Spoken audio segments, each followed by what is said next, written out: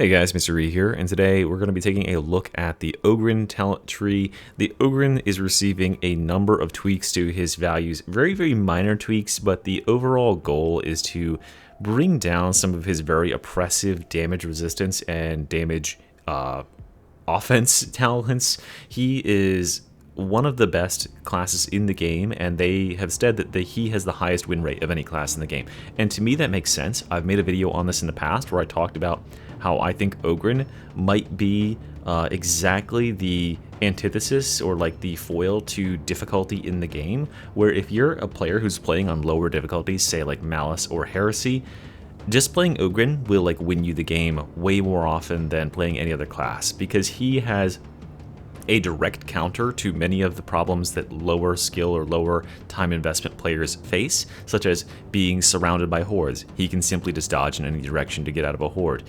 Being overwhelmed by like bosses or many different enemies. He has such high stagger values and such high toughness regeneration and such high damage reduction and such high damage that he can just literally face tank a Plague Ogryn no problem. 1v1, just a Plague Ogryn on Malice or even Heresy difficulty versus an Ogryn who has a Bully Club, and just let them both like attack each other. Let me just stand still with the Bully Club and light attack this guy, and he'll die, and I'll probably barely take any damage at all without dodging or blocking or anything to that effect. That's just because he has such a crazy DR, and he is just putting out so much damage. So they wanted to rein that in a little bit. Most of these nerfs are going to apply to the melee side of the tree and to abilities that amplify his and his team's damage to targets. I think that's something that they're starting to realize is a problem within the game. Is like you run a bunch of these classes that all have damage amplification abilities to the targets, and then your targets, you know, it doesn't even matter that you throw 5 bosses at teams, because the bosses are now taking 70% increased damage. And they're also clearly trying to cut down on ability ultimate spam across all the classes, as you saw in my previous takes on the new class, or the original class reworks, rather, I'm trying to say. So that is what we're going to be looking at here. There are also some buffs in here for some of his less used talents, which is good. They're trying to encourage a little bit more build diversity, or a little bit more options in there. I think that ranged focus Ogryns are going to be happy with this. Melee focused Ogryns probably aren't going to mind so much. In fact, if I didn't tell you about this stuff right now and you didn't read the patch, you probably wouldn't even notice. That's how small these are. Let's go ahead and get started. Oh, and remember, like and subscribe. Keep it up to date with all the content that's going on with Darktide. There's plenty more coming out this year, I can promise you that. And of course, we gotta like get into build guides and stuff for all these reworked classes, so stay tuned for that stuff, guys. Alright, starting up here with the Linchpin. Linchpin is previously 50% Coherency toughness regen, and then this pairs with Towering Presence, which used to be 50% Coherency radius. I think what they're realizing, because this node right here is actually on a lot of classes, they are realizing that 50% coherency radius isn't enough, because, you know, it's hard to stay that close to your teammates even with that 50% coherency radius. So they're buffing that to 75%. Hopefully that'll be easier to stay close to your allies and get those coherency buffs. Plus, coherency regen at 100%, it starts to get into that territory. It starts to threaten territory where it actually could be a viable way to regenerate. Now, keep in mind that coherency toughness regen doesn't work when you are being threatened in melee by an enemy, but if you can get them away from you or they aren't near you, you can recoup it really quickly. And this would probably be most useful for like a ranged Ogryn, who could pick this and then come over here for steady grip and then Towering Presence, so that you can make full effect of regenerating when you're around your allies and sieging from range. Coming down this way, we don't have any more changes up here. Our next changes down here is Soften Them Up. Soften Them Up, getting a 5% damage hit here. Used to be 15%. This is probably the biggest nerf on the entire tree, which, fair play, honestly. This is an incredibly powerful talent, and I wouldn't be surprised to see the Arbites get his similar talent taken to task as well. This is a problem for balancing the game, because if you have an Ogryn on your team, with the previous version of it, when he has 15% damage taken to enemies that he merely touches with a melee attack, that could be as simple as a backhand, like the slap when you're holding the Bully Club, and that enemy instantly effectively has 15% less HP. If you have 100,000 damage or 100,000 HP boss, they drop to 85,000 HP is if you even touch them one time. So this is crazy, crazy powerful for very little investment. All you got to do is melee. So it makes sense that they would have taken a little bit of a hit to that. Then they also took a hit on Pumped Up here. Pumped Up used to be 15% DR, while above 75% stamina. Just really, really easy to maintain, because remember, you can't really spend stamina on Ogryn when you're just light attack spamming with the Bully Club or whatever. Or if you're a ranged Ogryn, you're not spending stamina. So your stamina is just maxed out, so you're just having 15% damage reduction. So they're cutting 2.5% off there. Nothing huge, but again, it's all going to that point of addressing that this guy is just such a walking wall of stats. His damage reduction is so high, and his damage is, and his offense, output of damage is so high that he's just able to face tank through everything. Coming down this way, our next recipient of some changes is Loyal Protector. These are all nerfs for Loyal Protector though. Loyal Protector goes up in cooldown by 5 seconds from 45 to 50. I think that's perfectly fair. This ability is maybe like one of the strongest abilities in the game. It's the strongest non-gold ability in the game for sure, because it just forces everything to attack you, and it staggers, and it can apply these other knock-on effects, and it regenerates a ton of your toughness. So yeah, this thing is already nuts. 5% is not going to be missed, especially considering there have been no changes made to Go Again, which is still the same as it ever was, where when you stagger an enemy, you get 2.5% of your cooldown back. And obviously, since the cooldown went up by 5 seconds, this effectively is also going to scale the exact same, because it's a percentage base. So you're still going to have to stagger the same amount of enemies, and you'll get it back in roughly the same amount of time. You'll probably only gain like an extra second or so on your cooldowns with this change. Valuable Distraction, though, is getting a nerf from 25% base damage taken by all affected enemies to 20%. Again, I think a fair change probably. There's very problematic builds that, such as Ogrenheimer, right, that utilize Loyal Protector with Valuable Distraction and soften them up, and you make this enemy immediately, you taunt them, they take 25% extra base damage, then they take 15% more damage on top of that. So this enemy immediately is taking like 40% increased damage, and then you hit them with everything you got for the next 5 seconds, and they get destroyed. So it shouldn't be possible, really, that one class can do all that on a reasonably short cooldown. So they are pushing this to 20% and pushing this to 10, so that way when you're using them together, it's not just like just absolutely magnifying this, because there's other magnifying effects in the game too, right? Like the Veteran's Focus target just got a big buff. So, with all that together, you can make a boss take like 80% increased damage and just absolutely murk them. So don't worry about this too much.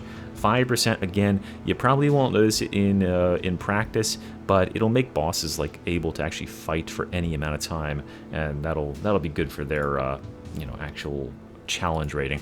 Over here, we've got one change to Point Blank Barrage. Not quite enough, in my opinion. I do think that Point Blank Barrage needs some more love in the future in order to bring it up to snuff with these other two abilities, but what it seems that Fatshark is realizing is that these abilities, like Point Blank Barrage, like Scryer's Gaze, and like Executioner's Stance, when they are purely offensive abilities, they need a good source or a good income of toughness over time, because like you've got your range weapon out, you're going ham. You can't focus on playing defensive while you're in your super offensive hyper mode.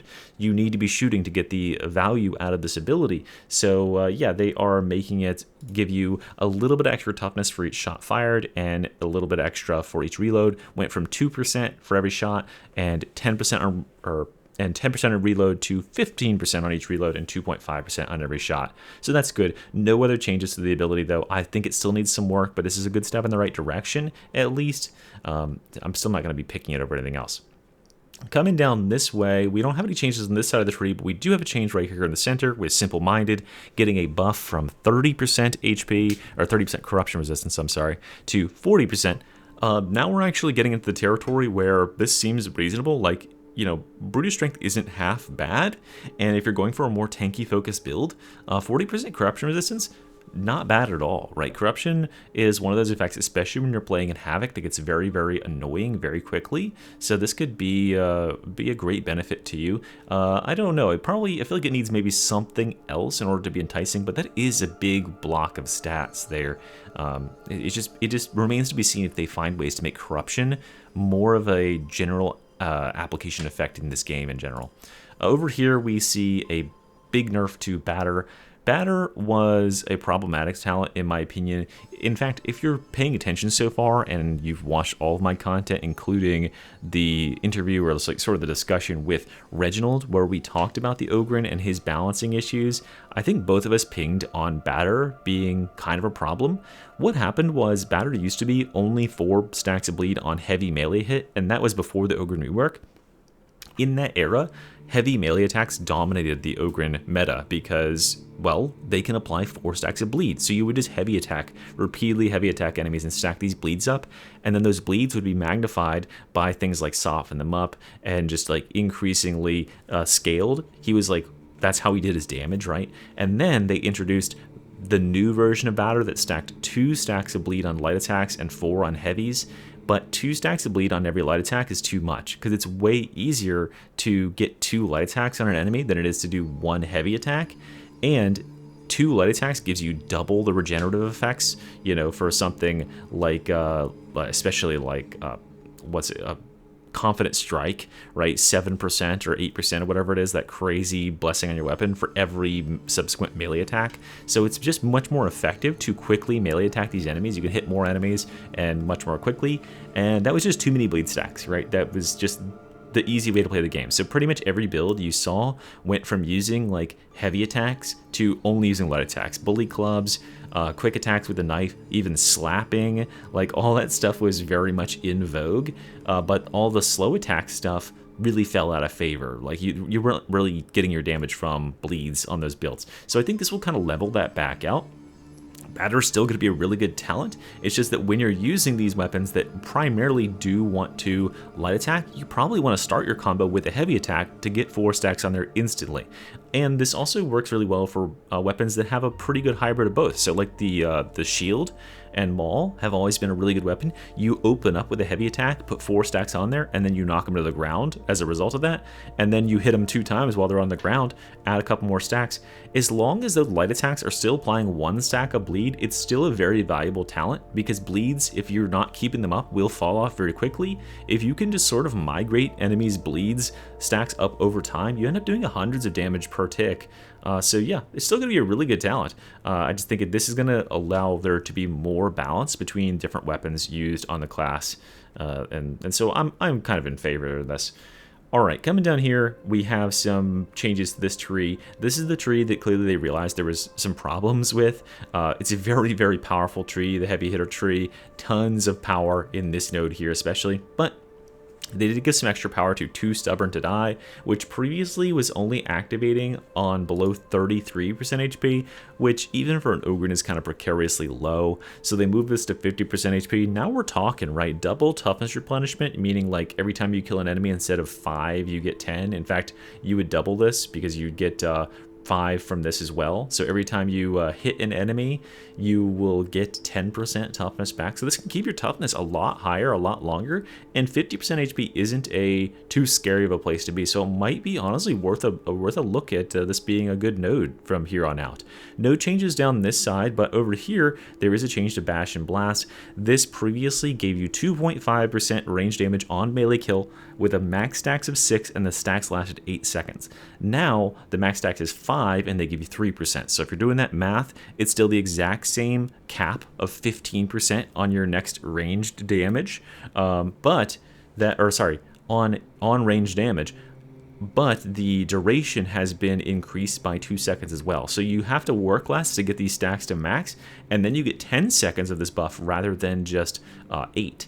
And this doesn't just apply to your next attack or whatever. You get 10 full seconds. So like when you swap to your weapon, if you got a Ripper gun or something, that whole magazine, however many shots you can fire in 10 seconds, 15% increased damage on it. Not bad. So there could be some, honestly, if this one wasn't so poo-poo, I think this might be a better choice. Heavy Hitter itself didn't get any changes, but Unstoppable is the only one, or Unstoppable and Heavy Hitter are the only ones down here that didn't get touched. All 3 of these over here, Don't Feel a Thing, Great Cleaver, and Impactful have gotten very slightly shaved in terms of their efficacy. Don't Feel a Thing being dropped from 1.5% toughness damage reduction per stack to 1.25%. Overall, that's going to be a 2% drop in toughness damage reduction when you're fully stacked at 8 stacks. So not exactly anything to, write your manifesto over or anything, but it is a very, very slight sort of nerf in the way that clearly they're trying to trim off some of his huge toughness damage reduction values and make him like a little bit more scared of taking, just damage to the face. Impactful and Great Cleaver also getting hit here. Great Cleaver going from 15% cleave per each stack to 12.5%. Fair enough, right? I mean, imagine this node as it was previously. I mean, imagine this node as it is now on any other class written as is. This is just when you're fully stacked at 8 stacks, which is like all the time in any sort of combat. This is just 100% cleave, or previously it was 120% cleave, which is crazy. And the same with impactful, previously 80% impact. Like, this is more powerful than blessings on your weapons, and that amount of impact is stupid good. Even with where it is currently, which will be 60% impact, it's still going to be one of the best talents for heavy hitter, because 60% impact brings the already high impact values of Ogryn attacks to the next level and just puts like crushers and stuff on their ass in literally one hit. So yeah, I don't think this is really going to affect a whole lot, but it might impact the, like, no offense, or no pun intended rather, but it might impact the subsequent stacking up of staggers on already staggered enemies, because you were just like able to chain stagger enemies over and over and over with this thing, and it just makes you too safe in combat because everything is staggered and it's taking 1,000,000 damage because it's staggered. Yada yada yada. Okay, over here in the middle tree, no changes here, but there is one change right here in the center with no hurting friends. No hurting friends going from 2.5% strength on damage taken by you or allies at Coherency, including your toughness, by the way. This was and still is one of the best talents you could possibly take. Players are taking damage all the time from all sources, even like tiny little ticks of damage from gas and stuff like that count towards this. Once it's fully stacked, which is only 5 stacks, and it includes you, by the way, it lasts 10 full seconds, and while you have those max stacks, it's 15% toughness damage reduction. So you not only get 10% strength, which is both damage and stagger value, you get 15% toughness damage reduction. Now, if I were them and I wanted to cut some of the absurd damage reduction this class had, I would have cut it from here. But hey, I'm glad they didn't, because I love this talent. It's crazy good. So all you're losing here effectively is 2.5% strength. That's all you're losing. Feel No Pain is getting a buff, though. It's going to be gaining 5% toughness replenishment and 5% damage reduction when it's fully stacked. So we went from 2.5% per stack for 10 stacks on each of those buffs. So that'll be good. I think they realize that like this needs a little bit more juice, because this tree over here is so oppressively good if you're going offense. This tree over here is so oppressively good if you're going for Ogrynheimer. And this one just like doesn't really have all that much other than just being like a defensive powerhouse. So at least make him good at being defensive. So they gave him a little bit of extra defense there, and that's probably appreciated. Over here on this side, we do have a slight change to mobile and placement. You are going to be gaining an extra 5% damage reduction while bracing a ranged weapon. Not bad, right? Especially in tandem with steady grip up here, which has always been a good talent. You're going to be able to recoup your toughness pretty safely even when you're under fire, because you're going to be taking a good amount of damage resistance or damage reduction while you're bracing. So not too bad. I don't know if anyone will take it, because it's not as good as Unstoppable Momentum, but it's neither here nor there. The other change that's going on down here is Lucky Streak is being given an additional 25% critical strike damage. Remember back in the day that Lucky Streak used to be 25% critical strike damage, and then Tanner swooped in and saved Ogryn, and it went to 50, and now finally it's going to 75. This is because the Ogryn is not really a good class at getting crits, right? The only way he has to really get crits is by choosing Massacre, which obviously is a prerequisite here, and by choosing Good Shooting. But if you're not choosing these, or well, if you're not stacked up with killing enemies, even then you have a pretty low critical rate, because the Ogryn has a base 2.5% crit chance, and all of his weapons have a really low critical ratio. So when he does get crits, it's not like exactly anything impressive. So scaling this to 75%, it won't hurt, right? You're buffing some weapons that have very middling crit rates to have like, you know, decent ones and actually like get some damage out of those crits. If you did this to like Zealot or something, it would be absurd because his crits hit like for $1 billion. So that is a good change there, and it's going to help people who are going for critical builds. You know, we might be getting into some sort of era where a critical build could be viable with the Ogryn, but I don't know quite yet. But that's all the changes that there have been made for Ogryn. Overall, I think that it's very clear the direction they're trying to go with this. They are ascertaining that the Ogryn is just too hard to kill and puts out too much damage. He is too much of a damage amplifier for himself and his whole team, while also being absurdly safe doing so. Do I think this is going to affect your experience playing the Ogryn? No, I don't think that if I hadn't mentioned these changes that you would notice like at all. But you know, it's like going to tweak a couple percentage of win rate and perhaps bring the Ogryn a little bit more in line, but he's still nowhere near like bad or like nowhere near lower down in the power structure. He's still probably in second place in terms of power, only beaten out by the Arbites, and then there's a big gulf between him and all the human classes. But with that being said, that's all I've got to share with you today. Thanks for watching, guys, and bye-bye. Mystery out.